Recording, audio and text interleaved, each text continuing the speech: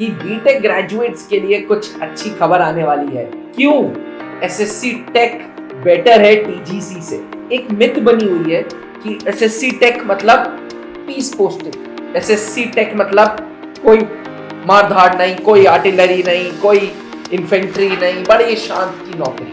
अच्छा हाँ, ये अगर ये सोच रहे हैं कि इनको सिर्फ सिग्नल्स या ईएनई में वहाँ जॉब मिलने वाली है, वो जरूरी नहीं है। आप जो है आर्टिलरी का भी हिस्सा है, आप इन्फेंट्री मैकेनाइज्ड का भी हिस्सा है, आप सब जगह जाने वाले हैं। अगर आपकी इनिशियल सर्विस में फील्ड एरियाज आपने ज़्यादा अच्छे किए हैं, आपने कुछ गारंटी वहाँ पर अचीव किया है, सेना मेडल वगैरह, तो आपके चांसेस परमानेंट कमीशन के बहुत अच्छे हो जाते हैं। So this is the golden chance.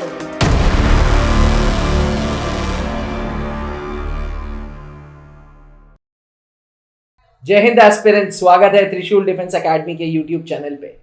मेरी शक्ल की मुस्कान बता रही है कि बीटेक ग्रेजुएट्स के लिए कुछ अच्छी खबर आने वाली है। जी हाँ, मैं बात कर रहा हूं short service commission SSC tech entry की। आज स्टूडियो में मौजूद हैं GTO expert captain SK Singh sir, जो बताएंगे हम लोगों को कि आखिर क्यों एसएससी टेक बेटर है टीजीसी से। सर, पहला सवाल, टीजीसी एंट्री पुरानी है, एसएससी टेक से बहुत पुरानी है।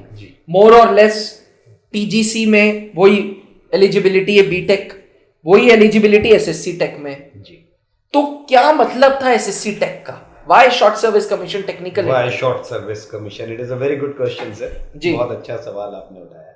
देखिए, शॉर्ट सर्विस की जरूरत क्या है, इसको अगर आप थोड़ा सा स्ट्रेंथ से समझेंगे कि आज की डेट में अगर आप इंडियन आर्मी को देखते हैं, 53,560-70 ऑफिसर्स के आसपास सर्विंग है जी, है ना? अप्रोक्सीमेट मान लीजिए 53,600 ऑफिसर्स ये सर्विंग ऑफिसर्स हैं। और इसमें से जो शॉर्टेज है, उसके बाद भी हम कहते हैं कि शॉर्टेज है अभी आर्मी में। ये शॉर्टेज किस लेवल पर है? शॉर्टेज जितनी है वो lieutenant colonel and below ranks में ज्यादा है। जितनी शॉर्टेज है वो लेफ्टिनेंट कर्नल या इससे नीचे, खास करके लेफ्टिनेंट कर्नल और मेजर रैंक में ज्यादा है। अच्छा, तो यहाँ क्या है, शॉर्ट सर्विस इसको फुलफिल करती है ज्यादा से ज्यादा, क्योंकि अपर मैनेजमेंट तो है ही। Upper management lower management commission से मिलेगा ही आपको। अच्छा, लोअर मैनेजमेंट आपको चाहिए, इसलिए शॉर्ट सर्विस कमीशन। और उसमें अगर आपको एक ग्रेजुएट एंट्री मिल रही है जो शॉर्ट सर्विस के लिए आ सकती है, तो उससे अच्छा क्या हो सकता है? महान हो सर आप, क्या लॉजिक बताया आपने। मतलब मैं दिन भर परेशान था कि ये टीजीसी है तो फिर एसएससी टेक की जरूरत क्या है। आपने 30 सेकंड में मेरी प्रॉब्लम सॉल्व कर दी। सर, एक मिथ बनी हुई है कि एसएससी टेक मतलब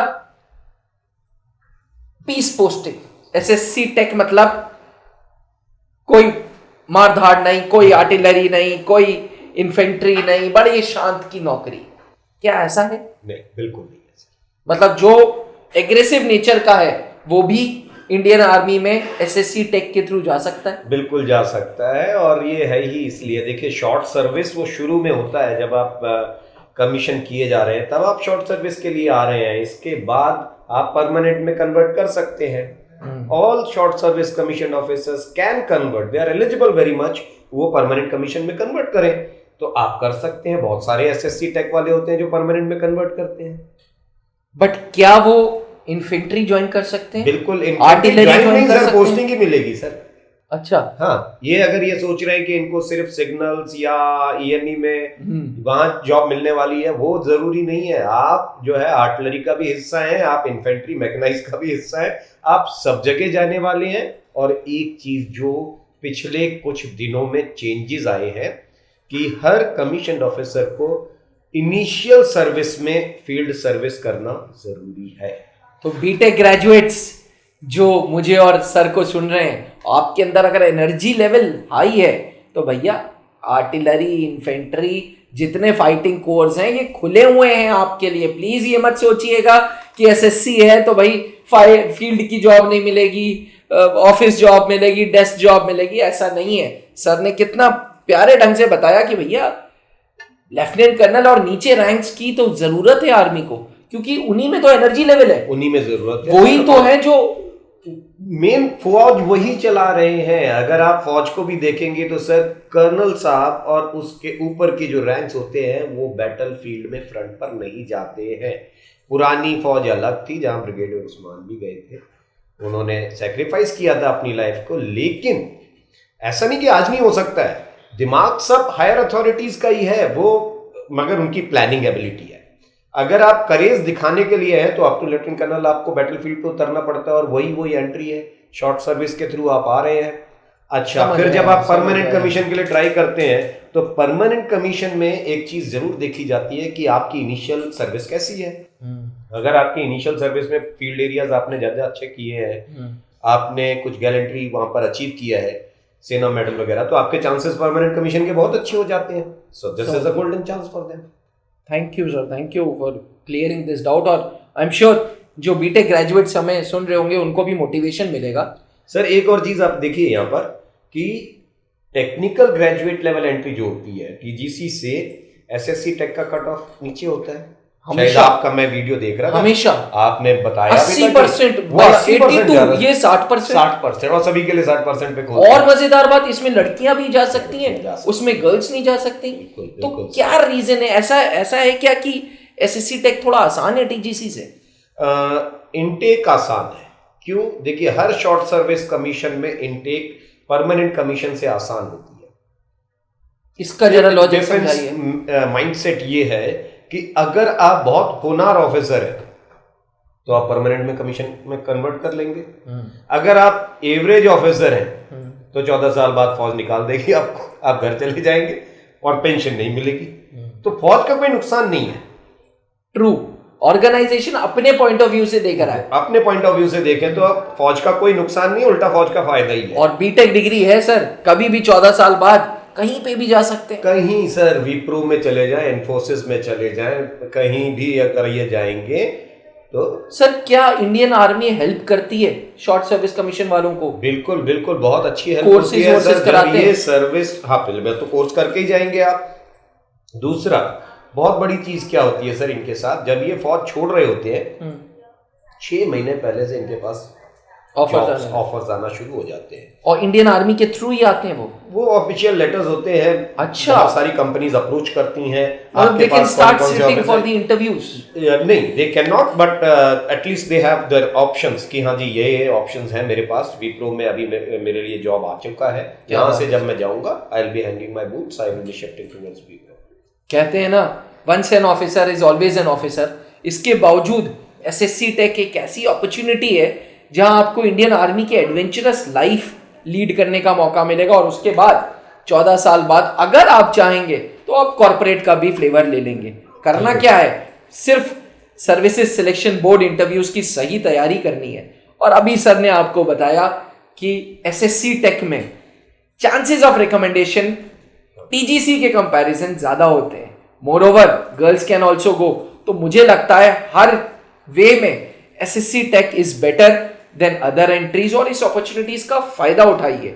इस अपॉर्चुनिटी को ऐसे मत जाने दीजिए, बिकॉज आजकल यार 60% कट ऑफ सबका आता है। मुझे भी पता है, मैं भी एक बीटेक ग्रेजुएट हूं, इसलिए मुझे पता है कि 60% इज नॉट सो डिफिकल्ट। तो अगर आपने भी SSC tech cut off qualify किया है तो अपॉर्चुनिटी का फायदा उठाइए। सर्विसेज सिलेक्शन बोर्ड इंटरव्यूज की तैयारी जम के करिए। जी हाँ, जब कट ऑफ कम है तो बैचेस के साइजेस ज्यादा हैं, और बैचेस के साइजेस जब ज्यादा होंगे तो best of the best candidates he recommend होंगे। क्यों सर? बिल्कुल सर, स्क्रीनिंग का मसला बन जाता है थोड़ा सा। अगर कट ऑफ नीचे है, बहुत सारे आ जाते हैं।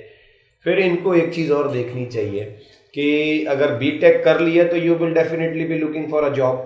भाई जॉब के लिए किया है आपने। हाँ, फाइनल ईयर वाले हैं सर, 4th ईयर, फिर फाइनल ईयर से आप अपना अप्लाई करना शुरू कर देते हैं। बिल्कुल बिल्कुल। तो यहाँ पर एक चीज और देखनी है इनको कि जब आप बाहर के लिए अप्लाई कर रहे हैं, उससे बहुत अच्छा है कि आपको एक 14 साल का ऐसा एक्सपीरियंस जो दुनिया में कहीं नहीं मिलेगा। The finest experience what you can get all over the world is Indian arm forces. आप खुद शॉर्ट सर्विस कमीशन के देश सेवा भी हो जाएगी, आपका बाहर बहुत अच्छा एक्सपोजर भी हो जाएगा, आप जब निकलेंगे तो बहुत अच्छी जगह स्टैंड भी करने जाएंगे। ठीक है, और या फिर परमानेंट में कन्वर्ट कर लोगे तो लाइफ और अच्छी हो जाएगी। All options are open for short service commission. True true true. तो बीटेक होल्डर्स इंतजार किस बात का, नीचे लिखे हुए व्हाट्सएप नंबर पे सर्विसेज सिलेक्शन बोर्ड इंटरव्यूज के कोर्सेज के बारे में जानो। जी हाँ, 21 दिन का टेलर मेड कोर्स जिनको कर्नल पंकज मल्होत्रा जो कि खुद एसएसबी बोर्ड के डिप्टी प्रेसिडेंट है उन्होंने, एवं कैप्टन एसके सिंह सर ने जो जीटीओ एक्सपर्ट है उन्होंने बनाया है। सुबह 8:30 बजे से शाम 5 बजे तक रगड़ा है। रगड़ा दौड़ वाला नहीं है, रगड़ा आपकी पर्सनालिटी पे है। रगड़ा ऐसा है जिससे आपकी पर्सनालिटी के अंदर नेचुरली ऑफिसर लाइक क्वालिटीज आए।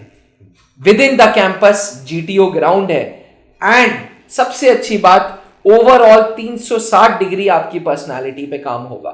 त्रिशूल डिफेंस एकेडमी के पास अपनी एसएसबी की डॉर्मेट्री भी है ताकि सारे सर्विसेज सिलेक्शन बोर्ड के स्टूडेंट्स एक ही जगह पे रहें, सेपरेट बॉयज एंड गर्ल्स। तो एस्पिरेंट्स, आशा करता हूं कि आपके सारे डाउट्स क्लियर हों।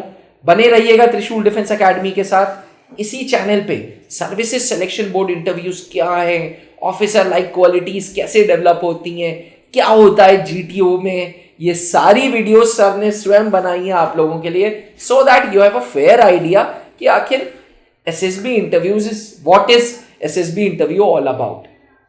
इसी के साथ इजाजत दीजिए। Thank you and let me again tell you, TGC से कहीं ज्यादा चांसेस हैं एसएससी टेक के। त्रिशूल के पुराने रिकॉर्ड्स में ही एसएससी टेक में हमने बहुत रिजल्ट्स दिए हैं। आज 650 से ज्यादा अफसर हम फौज को दे चुके हैं। अब आपकी बारी है। जहां बनते हैं देश के गौरव, इंडिया का एकमात्र ऐसा कोचिंग इंस्टीट्यूट जहां कैडेट्स को ट्रेन किया जाता है आने वाले डिफेंस एग्जाम के अनुसार।